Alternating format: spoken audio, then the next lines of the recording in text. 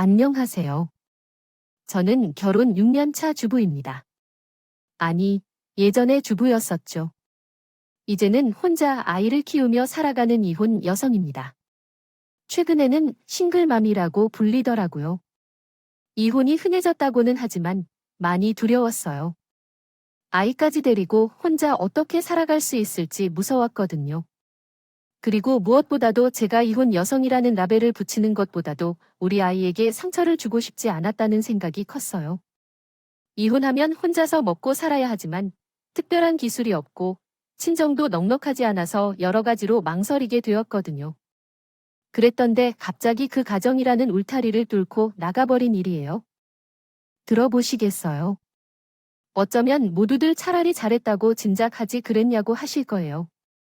요즘 금수저와 흙수저라는 이야기가 많이 나오는데 부자로 태어나거나 가난하게 태어나는 것을 의미합니다.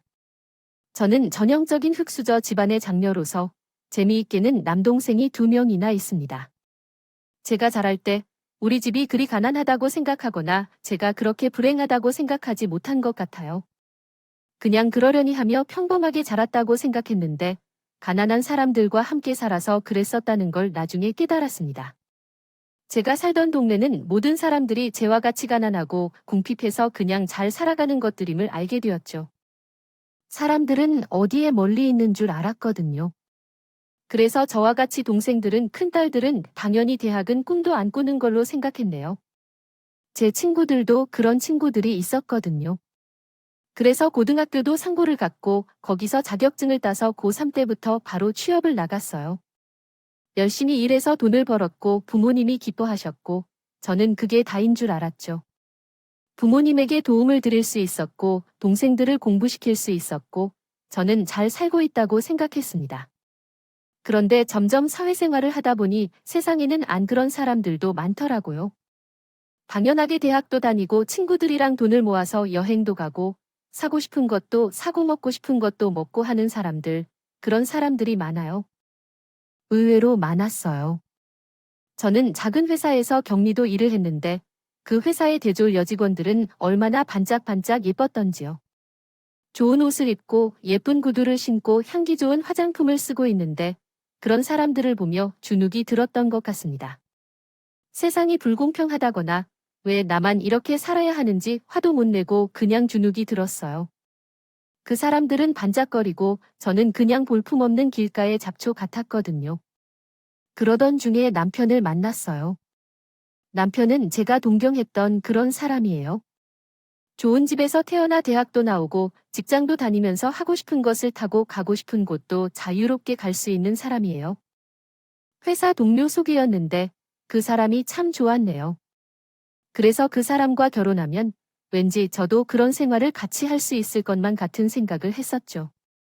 그때는 그저 좋은 생각만 하느라 그 사람의 성격이 제멋대로고 참을성도 없고 이기적이라는 사실을 보고서도 모른 척했었습니다. 남편은 제가 그때 자신에게 무조건 잘 맞춰주는 걸 보고 결혼을 결심했다고 하더군요. 아무리 제멋대로 굴어도 제가 고분고분한 일 자신을 잘 맞춰줄 거라 생각했던 거죠. 그런 생각으로 시작된 결혼 위에 행복할 일은 없었겠죠. 결혼까지의 과정도 쉽진 않았어요.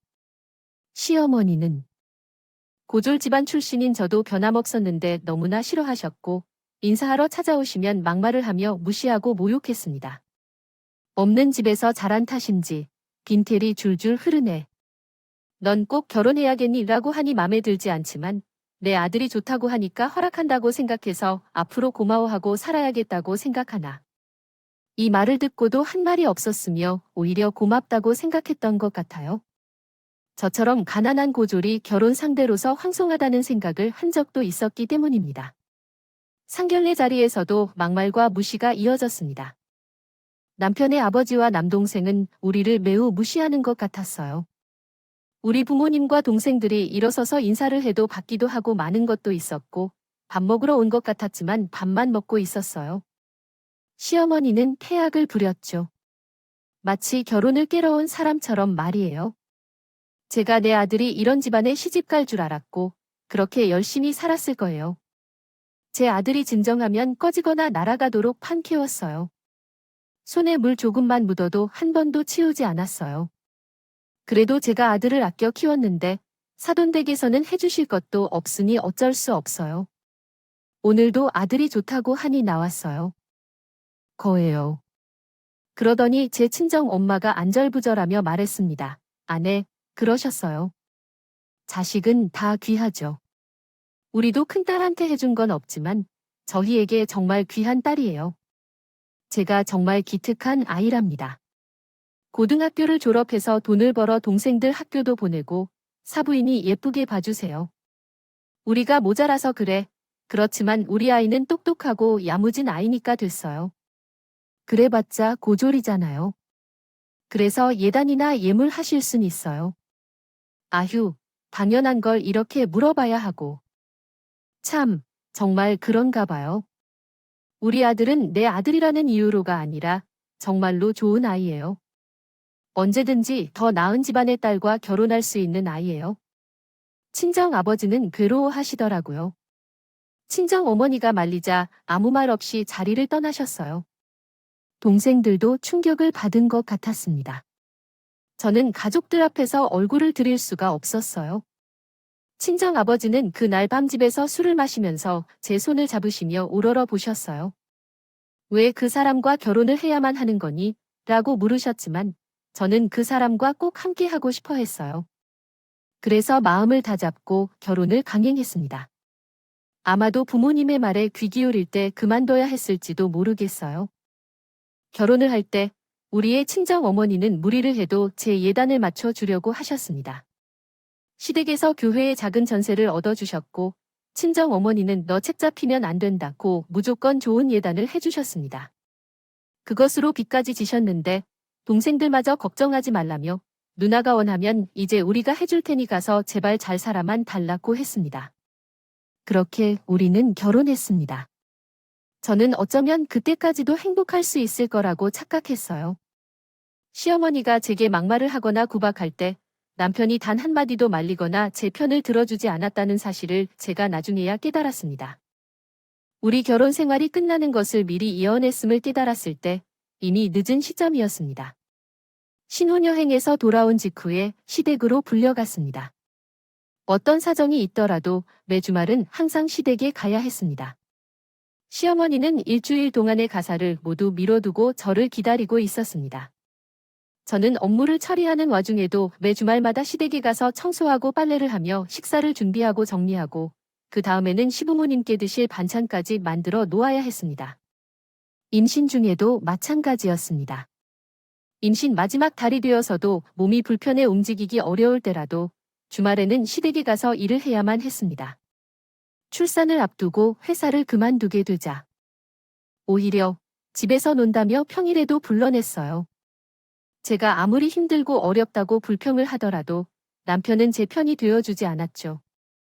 오히려 시댁으로 퇴근을 해서는 내가 차려주는 밥상을 먹고 편하게 자기 방에 들어가 자고 내가 빨아주는 옷을 입고 출근을 하기까지 했습니다. 저는 제대로 쉴 수도 앉을 수도 좁은 방에 편히 자는 곳도 없었어요. 그러다가 막달까지 시달리다 아이를 낳았는데 아이를 낳은 지 일주일도 되지 않은 저를 남편이 닥달하기 시작하더군요.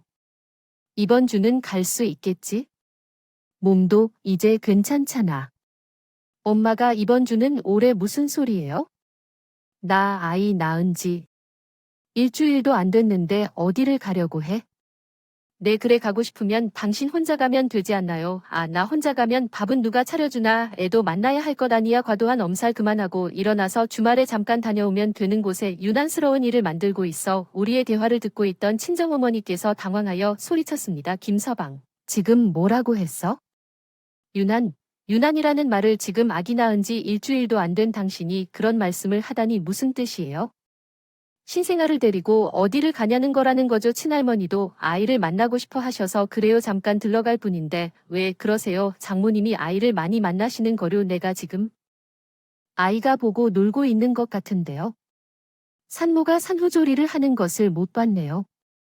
자네는 평소에도 매 주말마다 본가에 간다던데 매번 그렇게 가서 아이를 돌보라고 권유받았던 거더라. 밥을 차렸느냐고 하나 봐. 그런 건가? 자네가 지금 이 상황의 정상이야? 친정 어머니가 그렇게 화를 내시는 것을 처음 봤어요. 어머니는 아버지에게 전화해서 당장 저희를 데리러 오라고 하고 친정으로 저희 아이와 함께 갔어요. 그리고 제게 이혼을 권유하셨죠. 아무리 싫어도 저희 아이까지 같이 다니는 것은 못 보겠다고 하더라고요. 아마 그때가 처음으로 진지하게 이혼을 고민했던 시기일 거예요. 하지만 현실은 쉽지 않았어요. 저는 당장 아이가 있었고 저희가 함께 해야 했기 때문에요. 친정집에서 갑자기 2명의 식구가 늘어나면서 우리 집에 쉽사리 받을 수 없었어요. 급하게 저와 아기가 함께 방 한 칸을 차지했고 친정 부모님은 잠자리가 없어서 거실에서 주무셔야 했어요. 앞으로도 더 많은 비용이 필요하겠지만 부모님에게 의지해 살 수는 없었습니다. 결국 며칠 후 잘못을 저질렀다며 절 받으러 온 남편에게 따르게 되었고 친정어머니도 떠나야 했습니다. 짐을 싸는 동안 그날 친정어머니는 자주 와서 그리고 계속해서 미안하다고 했어요. 저는 그 모습을 보며 앞으로 더 많이 참고하겠다고 결심했습니다. 그럼에도 불구하고 한창 바쁘게 모든 것을 처리하고 있는데 남편은 어느 정도 수그러들었지만 곧 이전과 같은 생활로 돌아갔습니다. 저는 아이를 업고 시어머니 집에 가서 집안일을 하며 좀처럼 하녀처럼 그 집 식구들을 도와주었습니다. 시어머니뿐만 아니라 남편도 처음에는 어색해하던 시동생과 시아버지도 곧 익숙해졌고 나를 당연하게 생각해주더군요. 저 또한 어쩌면 익숙해진 것 같아요. 주중에는 집에서 아이를 돌보고 집안일을 하며 살아가고 있습니다. 주말에는 시댁에 가서 하녀 노릇을 하는 등 세월이 흘러갔습니다. 그러나 이러한 상황에 한계를 느끼게 되더군요. 바로 시아버지가 퇴직을 하시고 교회로 전원주택을 사서 이사를 하신 것이죠. 시아버지는 꽤 큰 중견기업의 중견으로 계시다가 퇴직을 하셨어요. 젊은 시절부터 능력이 좋으셔서 나름 자산도 많이 가지고 계셨죠. 그동안 제가 참았던 것은 어쩌면 시부모님이 나중에 그 자산을 정리해서 우리에게 물려주실 것처럼 하셨기 때문도 있었을 겁니다. 지금은 고생하지만 이게 맏며느리의 능력을 키우는데 도움이 될 것이라 믿습니다. 돌이라며 어차피 재산은 다 큰 아들에게 넘어갈 것이니 지금은 좀 참으라고 시아버지가 여러 번 흘리듯 얘기했었거든요. 그런데 퇴직을 하시고 서울집을 정리하신 뒤 아들에게 반기 한 번 없이 교회 전원주택으로 가셔서 그 큰 집을 정리하고도 우리에게는 한 푼도 오지 않았죠. 오히려 이사비와 각종 살림살이 가전을 요구했습니다. 게다가 집은 어찌나 호화로웠는지 좋게 몇십 평은 되어 보이는 마당에는 잔디가 깔려 있었고 한쪽에는 커다란 텃밭까지 있더군요. 자기 손으로 풀 한 포기 안 뽑을 정도면서 시어머니는 이미 텃밭에서 채소를 키우고 계셨습니다. 정리를 해놓고 여러 해를 사두었던 상태였어요. 집은 100평을 넘기도 했고 3층에 옥상 정원과 다락방까지 있었어요. 저는 그 집을 온종일 오르내리며 쓰고 닦아야 하는 사람이었습니다. 교회로 이사를 가고 나서도 주말마다 가야 하는 상황은 변하지 않았죠. 얼마나 애원을 해도 남편은 귓등으로도 듣지 않았어요. 그리고 집이 외진 곳이라 주말마다 우리가 마트에 들러 장까지 봐야 했었어요. 시부모님은 우리에게 단 한 푼도 주지 않으면서 매달 용돈과 장보기까지 시켰고 외벌이로 아이까지 키우면서 두 집 분양에 혼신을 다해왔습니다. 살림을 하는 모습이네. 도저히 감당되지 않았어. 남편의 머리가 좋은 것도 아니었거든. 하지만 남편은 전혀 신경 안 썼어. 오히려 주말에 장을 보러 가면 신이 나서 이거 해달라, 저거 해달라 하며 자기가 먹고 싶은 것을 골라 담더라고. 여보, 나 너무 힘들어. 이사 가시고 나서 주말마다 가는 거리도 너무 멀고 지금 장 보는 것을 한 달에 얼마나 나오는지 알아? 거기다 용돈을 해? 제발 한 달에 한 번이라도 우리끼리 지내면 안 돼? 너 진짜 양심이 없어. 주말마다 부모님의 장 좀 보는 게 그렇게 아깝냐? 남들은 돈 들여서 주말마다 놀러 가는데 우리는 가면 먹여주고 재워주고 그 큰 뒷북을 치자고. 집에서 놀게 해줄 때 돈이 아깝다고 하는 거야? 돈도 못 버는데 진짜 양심도 없다. 내가 가서 공짜로 놀까? 밥하고 청소하고 누가 하는데 거기 놀러 가는데 나는 가서 일주일치 살림도 해야 하고 반찬까지 해놓고 오는 거지. 갔다 오면 며칠은 몸을 쉴 정도야. 큰 집 3층까지 오르락 내리락 하느라 무릎이 아파져 연마 작업도 해야 하고 텃밭에 당신이 한 번이라도 풀이라도 뽑아준 적이 있어? 놀러 가면 장 보는 거, 우리가 얼마나 먹고 오는지 몰라. 반에 반도 못 먹어. 아이 밥도 제대로 챙길 시간도 없고 나는 새벽부터 일어나서 일해야지. 매달 용돈을 주면서 종 이기에 나야, 하인이야. 그러니까 쉬면서 할 수 있잖아. 가서 청소 좀 하고 음식이나 좀 해. 그렇게 어려운 일이냐? 돈이 아깝다면 내가 일해서 벌든가. 아무것도 안 하면서 유세를 하니 그 집은 결국 내 것이 될 텐데 그 정도 하는 게 어떤 큰일인가? 아, 시끄러워. 이번 주에 이모네랑 삼촌들도 다 온다고 해서 가야 해. 쓸데없는 소리 하지 마. 그래요. 주말마다 시어머니는 자신의 가사에 텃밭 가꾸기까지 시키는 것도 모자라 자신의 친척들과 아들 며느리 손자들, 심지어는 자신의 친구 가족들까지 불러들여 바베큐 파티를 하거나 캠핑을 한다. 손님을 부르러 갔어요. 그 많은 사람들을 위해 식사를 차리고 잠자리를 보고 뒷정리를 하는 것은 모두 제 역할이었어요. 손님들이 오면 남편도 같이 놀며 먹는데 바빠서 저는 물론이고 아이들도 뒷일을 도맡았습니다. 때로는 그 집종을 넘어 펜션을 운영하는 사람 같은 생각이 들 정도였어요. 손님이 오지 않을 때도 일단 한 번 앉을 틈도 없이 1층부터 3층까지 다락방에서 옥상 정원까지 청소하고 마당을 정리하며 텃밭에서 잡초를 뽑고 걷기를 가르치는 일을 하고 있었어요. 그 과정에서 바베큐 장식을 하고 가족들이 식사하며 그 다음에는 내주 시부모님의 반찬을 만들러 가는 등의 작업을 하게 되었죠. 며칠 동안은 온몸에 반창고를 붙이고 누워 있어야 할 정도로 힘겨운 날들이었습니다. 상황은 더욱 참을 수 없을 정도로 어려워졌어요. 어느 날 남편의 동생이 만나는 여자가 있다고 했어요. 동생도 남편 못지않게 이기적이며 제멋대로인 성격이라 여자를 만나도 오래가지 못하고 헤어지곤 했지만 이번에는 만난 지 얼마 되지 않아 금방 결혼 얘기가 오갔습니다. 상대편 여자는 아주 큰 부잣집 딸이라고 했는데 그 얘기를 들은 남편이 짜증을 냈어요. 아, 그 새끼가 뭐가 좋아서 그래? 부잣집 딸을? 아, 짜증나네.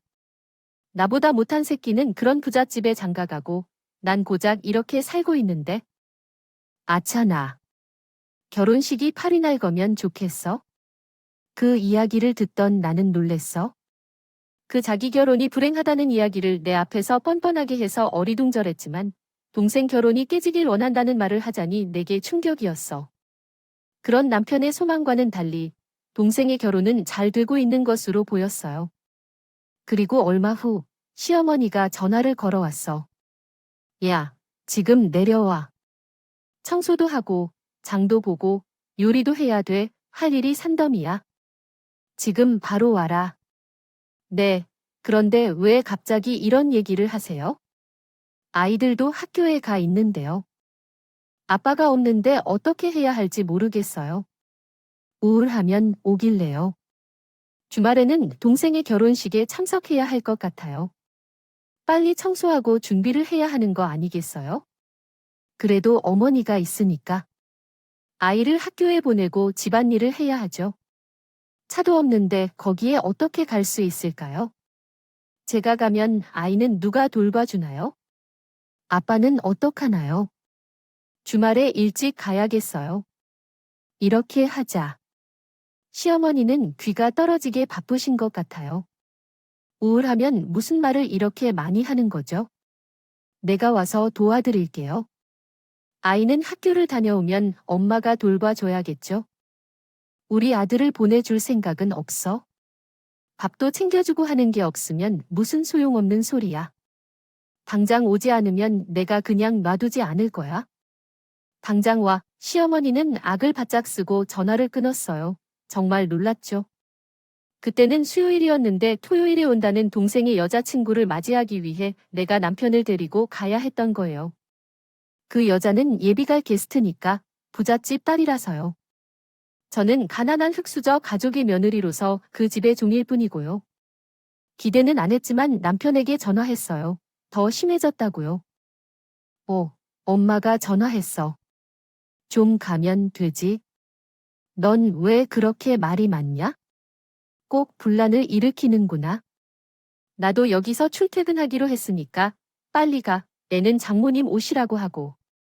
야, 갈 때 버스 타라. 택시 타면 돈 많이 나오더라. 저는 전화를 끊고 자리에 앉아서 앞으로 제가 무엇을 해야 하는지 곰곰이 생각했습니다. 하나는 분명했습니다. 더 이상 이렇게 살 수는 없다는 거예요. 무엇보다 나를 종족으로만 보는 것도 모자라 자신의 아이까지 함부로 생각하고 내 부모님도 막바지대하는 인간과는 더 이상 여겨봐야 소용이 없을 거란 생각이 들었습니다. 일단 저는 아이가 하교하기를 기다리고 있었어요. 그런 다음 짐을 싸서 친정으로 아이를 맡겼습니다. 이후 택시를 잡아 시어머니의 집으로 향했습니다. 택시비가 10만 원 가까이 나왔지만 괜찮았어요. 평소라면 벌벌 떨었을 텐데 이제는 그러지 않기로 했습니다. 시어머니는 녹은 듯한 얼굴로 저를 기다리고 있었고 현관문을 열고 들어가자마자 바로 거칠게 말거든. 야, 내가 뭔데 이제 와? 내가 뭔데? 말대꾸를 하지 말라고 몹시 화를 내며 아들이랑 결혼해도 이제는 내가 관여하지 말라고 밖으로 내쫓았습니다. 조심해. 방심하면 내가 알거지로 몸만 쫓아낼 줄 알아? 알겠어. 그냥 들을 줄 모른 척 부엌으로 향했습니다. 이제 화가 나거나 서럽지 않았어요. 여러 가지 가사일들이 제게 기다리고 있었어요. 빨래도 청소도 냉장고 청소와 커튼 세탁은 물론 마당의 울창한 풀까지 뽑아내야 했어요. 아시는 분들도 계시겠지만 여름이 다가오면 마당의 잔디나 풀은 조금만 관리하지 않으면 무성하게 자랍니다. 거의 매일 관리를 하는데 시어머니는 그 넓은 마당의 관리를 제게 전부 맡겨 놓았어요. 나를 더울 뿐만 아니라 땅에서 열기가 올라오고 혼자 쭈그리고 앉아 헉헉대면 잡초를 뽑고 마당을 정리하는 작업을 하던 중 나조차도 모르게 눈물이 솟아올랐습니다. 다른 사람이 보면 인부를 고용한 일꾼일 것으로 생각했을 겁니다. 그렇게 결국 토요일이 돼버렸어요. 아침부터 시어머니는 흥분하여 저에게 잔소리를 하고 고함을 지르며 이리저리 돌아다니면서 어찌할 바를 몰라 했어요. 상황은 저도 모르게 목구멍이 살 아려올 정도였습니다. 나쁜 시아버지조차 그만하라고 말하는 정도였죠. 새벽부터 일어나 엄청난 양의 음식을 준비했습니다. 갈비찜, 잡채, 국, 반찬, 그리고 각종 무침, 후식까지. 제가 봐도 상당한 손님 대접을 했다고 생각했죠. 하지만 그렇게 뚝딱 잘 해낼 수 있는 이런 음식들을 어디서 배웠는지 아무도 궁금해하지 않더군요. 마치 원래 그렇게 해야 했다는 듯이요. 시동생이 데려온 예비동서는 정말 도도한 사람이었어요. 처음 집에 와도 주눅이 놀라거나 어려워하지 않았습니다. 오히려 허둥대고 어려워한 사람은 시동생과 시어머니였죠. 한눈에 보아도 명품 티가 나는 고급스러운 옷과 명품 가방, 우아한 화장과 당당한 태도로 멋있게 보였어요. 안녕하세요. 말씀 많이 들었어요. 잘 부탁드립니다. 아니에요. 어서 와요. 오느라 힘들었죠. 길이, 왜 그러세요? 자자. 얼른 식사합시다. 배가 고프시겠어요. 그들은 저를 무시하고서 자기끼리 식탁에 앉았어요. 그리고 서로를 소개하며 이야기를 나누었어요. 저는 부엌의 가정부처럼 서서 시중만 듣고 있었습니다. 아무도 저를 소개해주거나 제가 앉으라고 제안하는 사람은 없었어요. 음식이 맛있네요. 이건 직접 만드신 거예요. 음식 솜씨가 정말 대단하시네요. 아무것도 아닌데 맛이 맞아요. 그때 갑자기 끼어들었어요. 어머니가 한 게 아니고 제가 다 해놨는데요. 재료 손질도 잘하시나요? 옆에서 잔소리는 할 줄 아시겠죠? 제가 불쑥 던진 말에 모든 식구들이 놀라서 저를 돌아봤습니다. 너 지금 여기서 그게 무슨 소리야? 아니, 거짓말로 넘어가시려고 하시는 것 같아서요. 왜요? 제가 틀린 말을 했어요. 시어머니의 얼굴이 울그락불그락해지려고 하자 분위기를 돌리기 위해 언니가 나섰어요. 엄마, 이런 날 왜 그래요? 얼른 식사하세요. 누가 하면 어때요? 맛있으면 그만이지.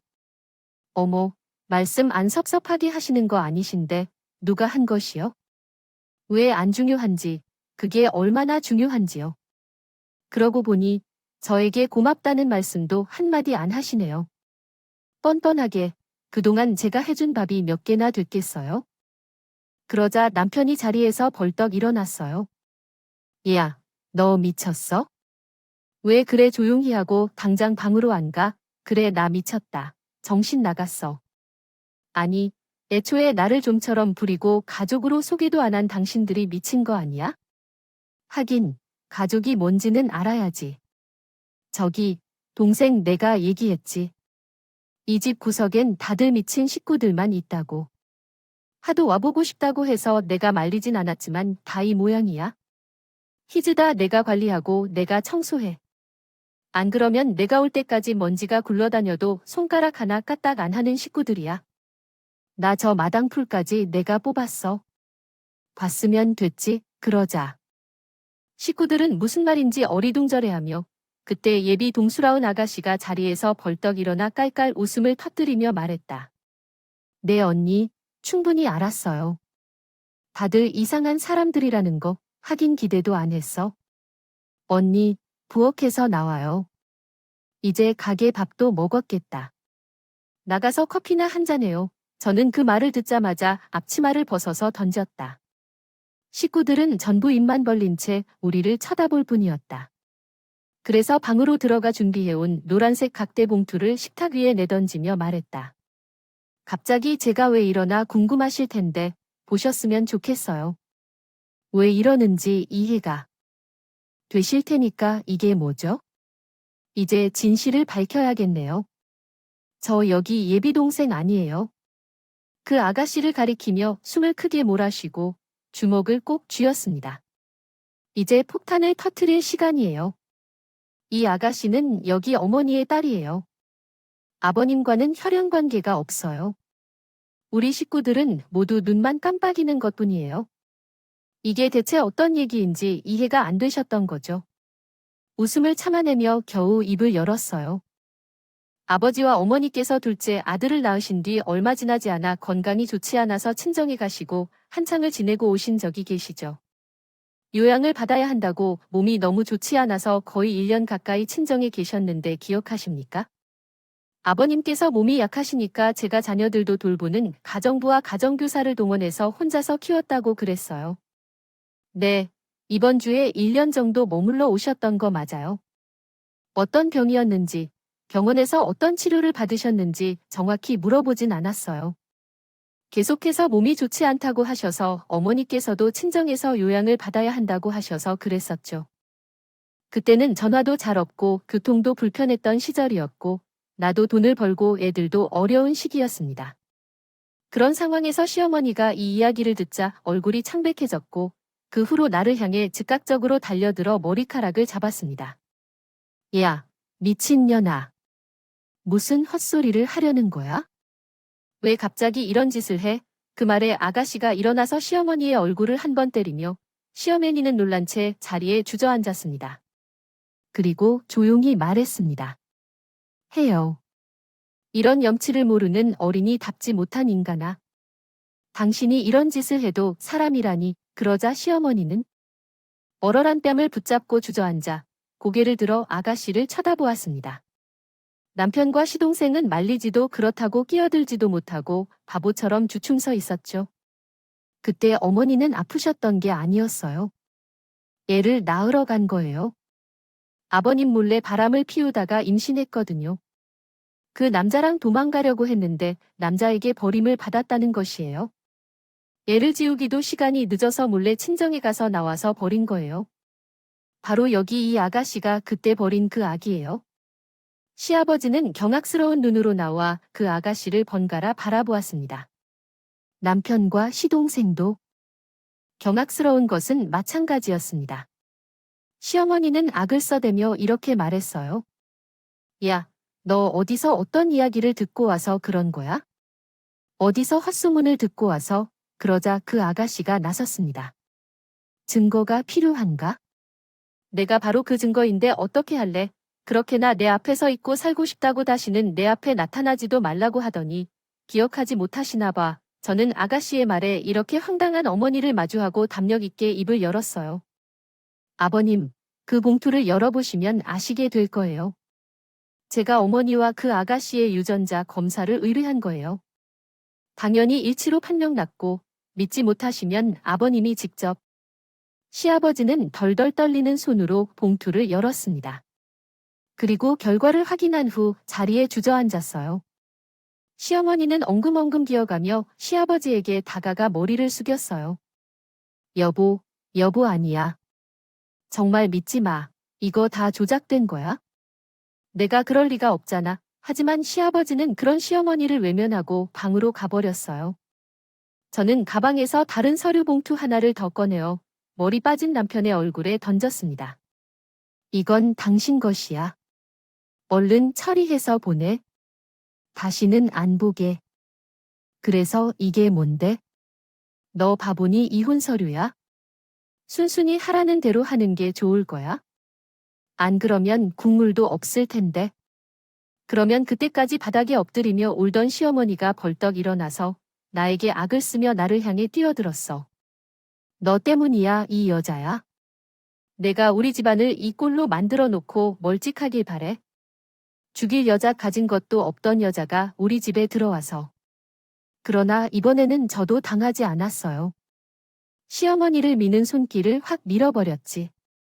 그러자 아가씨가 시모를 막아서며 마지막 남은 회포를 풀었네요. 하나 가진 것으로 유세를 떠나는 모습처럼 그가 아시다시피 이제 겨우 남은 재산 전부를 투자했다고 하더니도 둘째 아들이 다 가져간 것을 말해. 그 투자금이 언제 돌아올지 모르겠네. 액수도 특별히 많지 않은데 얼마 남지 않은 사람들이 요새는 웃기지도 않아. 또 시동생을 향해 독선을 날린 적도 있었다. 당신은 정말 이기적이고 제멋대로 한데 내가 그런 널 좋아할 것 같다고 생각한 건 정말 정신 차리지 못한 것이었어. 너도 우리 집에 돈을 오기 위해 노력해온 것을 알아? 바람을 피우는 것도 다 알아? 제대로 정신 차리고 사봐. 그렇지 않으면 아무도 너를 좋아해 줄 사람이 없다. 우리가 나서서 나갈 생각을 하며 남편이 혹시라도 싫어하겠지. 거칠게 나를 붙잡았다. 야, 너 나를 이렇게 해서 어디로 도망하려는 거야? 이혼할 생각이니? 집을 이렇게 난장판으로 만들어 놓고 이걸 해결해야 할 문제가 아니냐 어디로 가라고 해?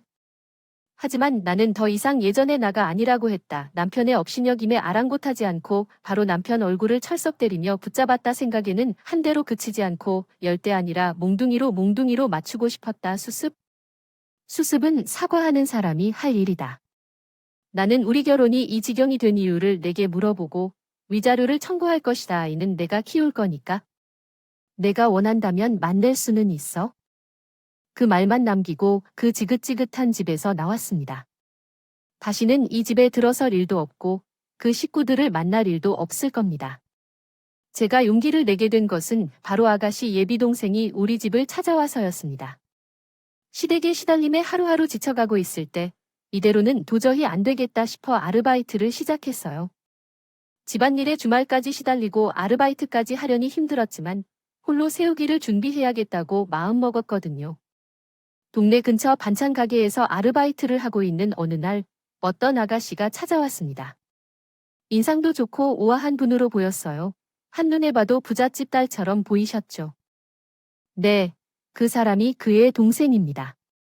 동생은 갑자기 찾아와서 죄송하다며 내가 어떤 고통을 겪고 있는지, 왜 아르바이트를 하는지도 알고 있다고 했어요.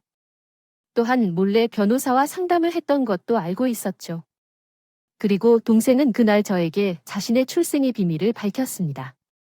부잣집에서 곱게 자라났지만 자신이 입양되었다는 사실을 알고부터 자신이 어디서 어떻게 태어났는지 궁금해졌다고 말했어요.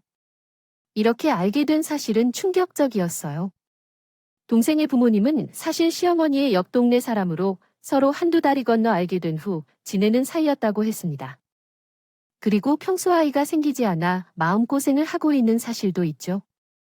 또한 유부녀가 몰래 아이를 가졌다가 친정에 낳고 동생의 부모님에게 아이를 입양하도록 권유한 사실을 알게 되었습니다. 동생의 부모님은 갓난한 아기를 받아들여 기뻐했고 동생을 돌보며 지금까지 고생했습니다. 이처럼 몰래 낳은 아이는 아무도 모르게 다른 가족으로 변하고 시어머니는 사건이 있었다는 것을 숨겼어요. 한 동생이 고등학생 때 시어머니를 찾아간 적이 있었다고도 합니다.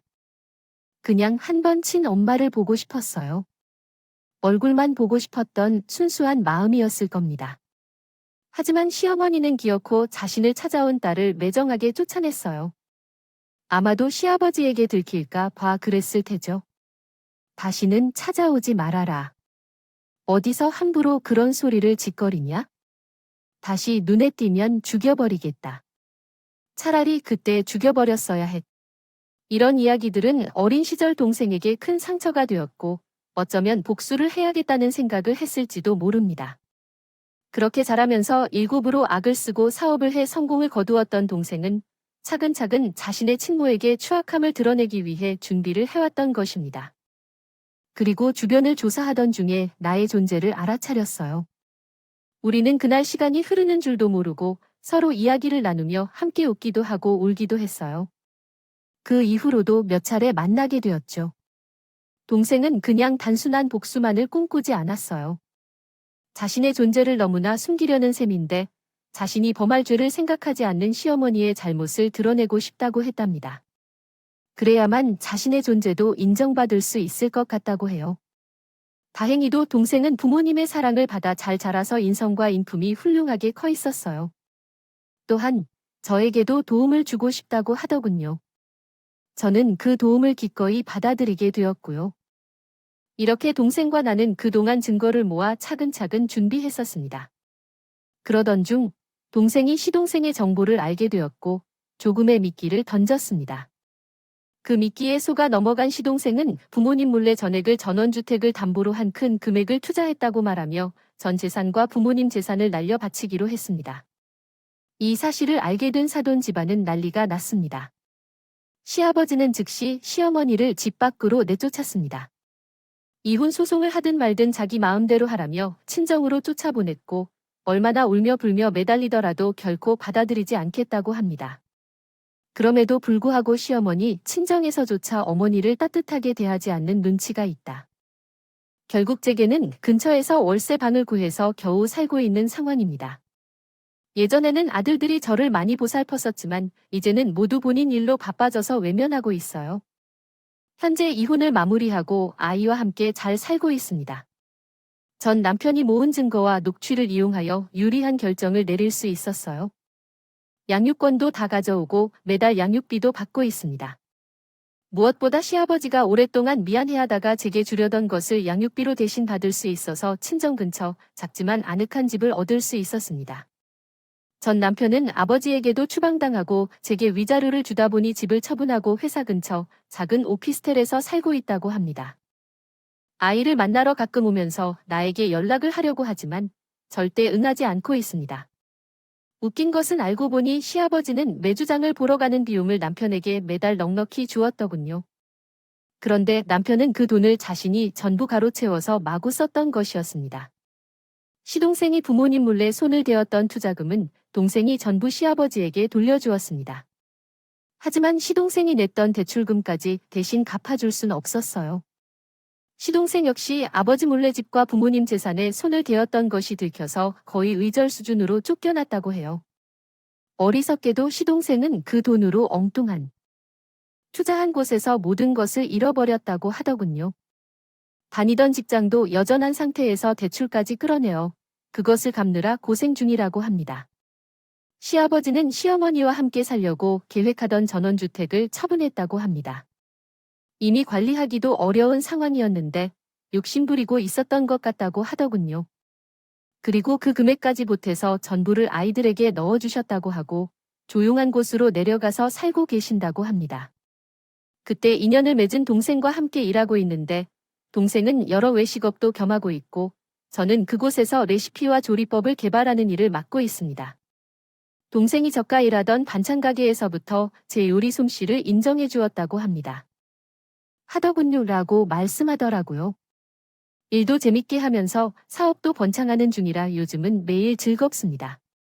진작에 뭔가 시작했더라면 더 좋았을 텐데 겁먹고 두려워하며 망설이던 제가 후회할 정도였습니다. 제 새로운 시작은 어떤가요?